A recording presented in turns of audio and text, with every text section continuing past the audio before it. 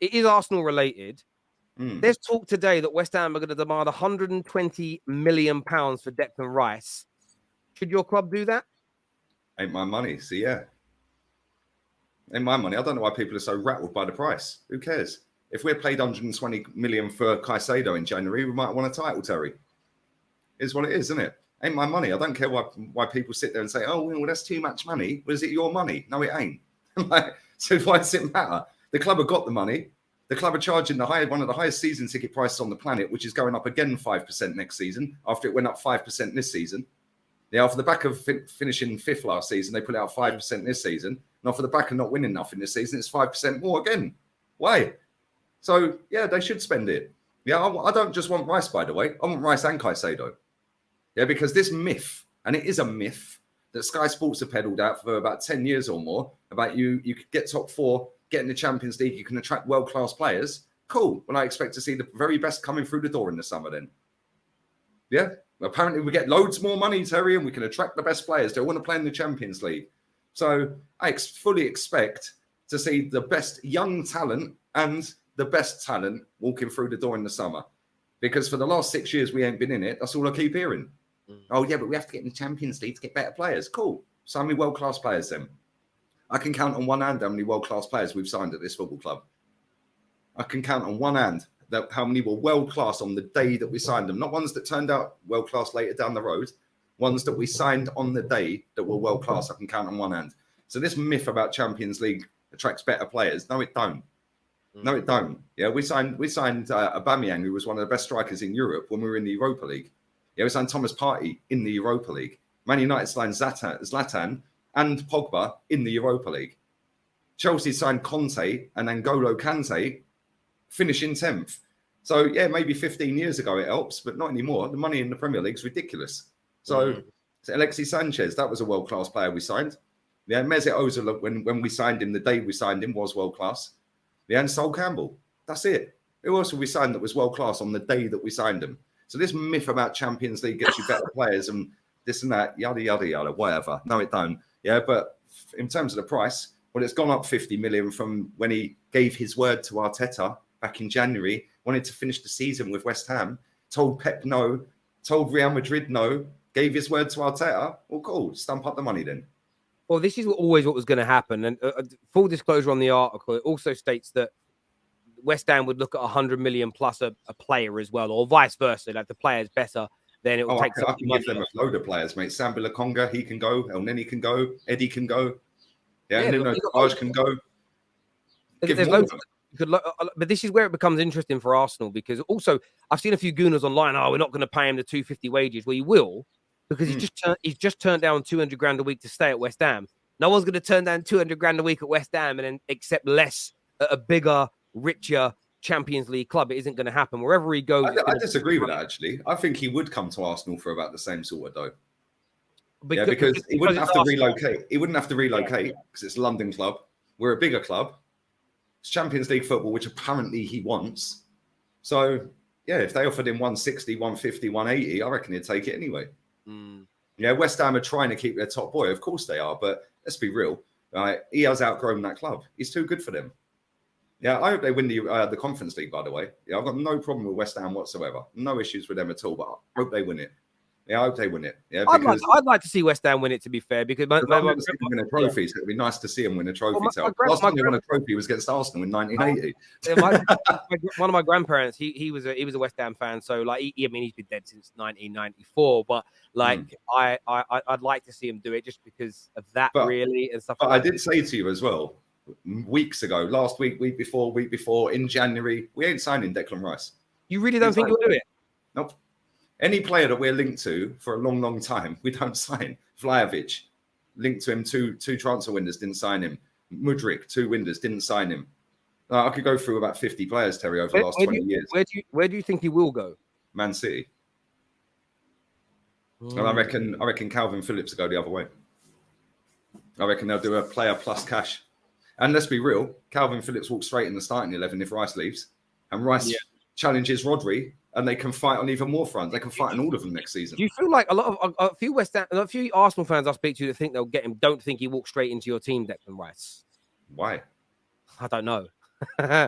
I think no, sorry, I forgot, because they're so in love with this redemption of Granit Xhaka. They will declare. And listen to this. I've got to read these out, Terry. This is what I have to deal with as an Arsenal fan, mate, because this fan base is tapped. Yeah, it is actually tapped. Right. So where are we? Where are we? Let me find this real quick. Here we go. I need to see this man play in Champions League football in Arsenal colours. Patrick Timmins. Weird child. Weird. Weird child. Weird. Very, very weird. Where was the other one? Oh, somebody tagged me on it on Insta. Yeah, where is it? 1 second. Mate, this is hilarious. Some of the crap these people come out with is just funny, mate. Yeah, honestly, it is funny. Yeah, look at this one about Odegaard. Came up with a new Odegaard chant in the shower. Excuse me? That's what he's written. I'm not going to sing the song. But...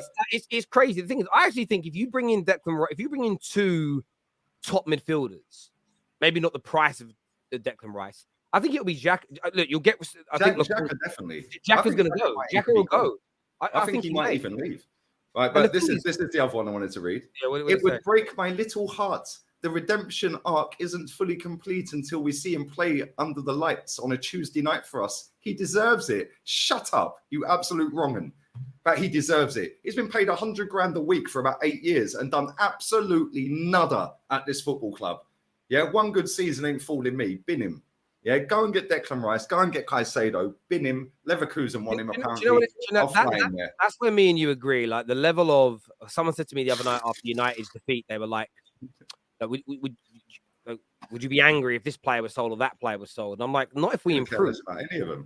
I'd love certain players to do well, but it's like everyone knows I'm a big fan of Bruno. I know you're not. But if we sign Maddison in the summer, Maddison replaces him, plays better, wins us more, I don't care about Bruno. I care about Man United winning, and that's the difference. And the thing as well, yeah, like I always say this here. Declan Rice, that we were talking about now, like West Ham have been crap all season. Let's be real.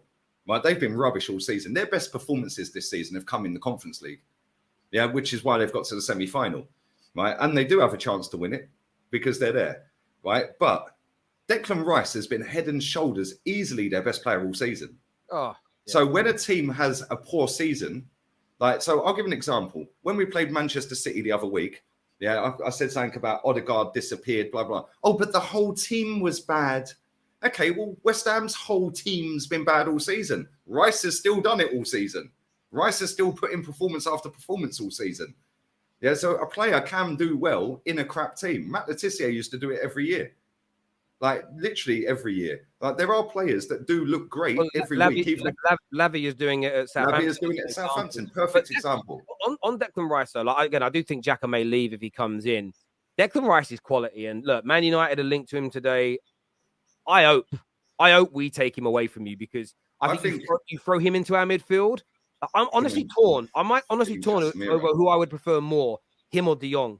De Jong, I think, is better. Rice all day long. De Jong's decent, but I would take Rice. I'd go for that Premier League experience. Don't have to get up to the pace of the league. I know it's a risk. Yeah, we see it with Torres before from Liverpool to Chelsea. We've seen it with loads of other players, but I would always go with that tried and tested Premier League proven, if you want to call it that, proven player. But having said that, De Jong's a good player, man.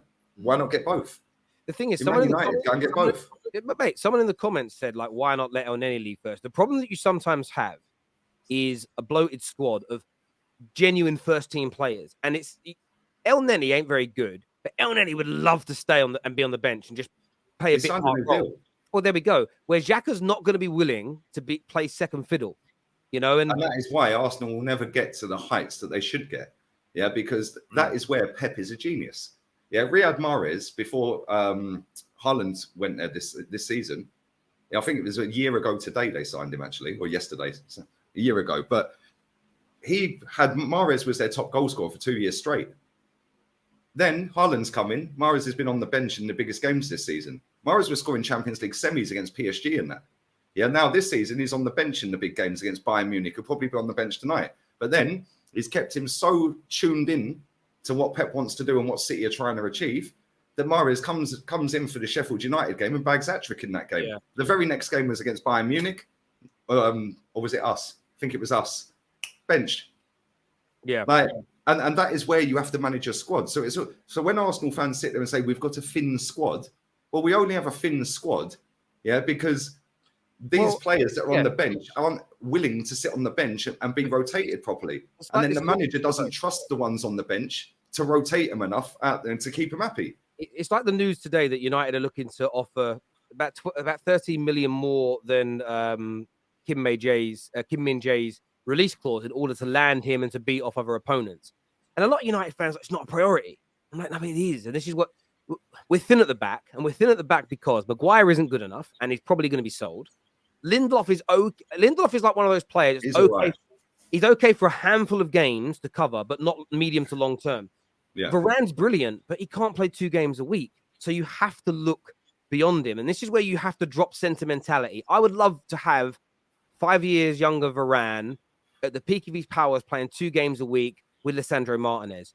But in reality, it isn't plausible. So when I see this news today that Man United, and by the way, I think Min Jae looks, I've watched about 7 or 8 Napoli games this year, think he looks brilliant. I've seen him play internationally, think he looks brilliant, can play out from the back, great strength. Of course, it's adapting to a new league. There's always that risk there. But I look at this as a signing and think, he's a good player. There's a lot of good players in that Napoli team, yeah. But the problem with that Napoli team is, like, the biggest moment they bottled it. Like, they've won the league, cool, fair play, and you can't knock them. First title since Maradona day, yeah. Right, but that left winger they've got, unless he plays for Man City, he's flopping at every other club in the league. Yeah, that defender you're talking about. You're saying that winning the league isn't good enough. No, don't twist this. He's changing it again, guys. Winning the league's bottling it now. All the hipsters were in the bin the other week because nobody gave AC Milan a prayer. I did. I said AC Milan are getting to the final, and it'd be Madrid AC Milan in the final. Football heritage. And we'll get onto that in a little bit. But look, I like Kim. I look at him. I look at somebody. Listen, give us Kim, give us Rice, give us Costa, and a striker. And Man United, listen, we're going to challenge next year. That's how much I'm backing. What are Man United cooking? bro, listen, we'll be fine. I know we will. I say I know we will. I'm about 80% sure. A Man United scary tale. Mate, the feeling I've got about Man United under this manager in the direction is exactly how I felt about Arsenal in the summer. And as much as my prediction that you'll win the league hasn't come true, I implore people, go back. It might still come true. Might do, but I was said in those videos, you become title challengers this year. And my original prediction was you coming 3rd, and I was called crazy. The same, by the way, there's a tweet that went a little mini viral today of mine, and I forgot I even tweeted it. But I knew it was my fault. So I replied to David Ornstein's tweet that a year ago today that it was announced that City were getting Haaland.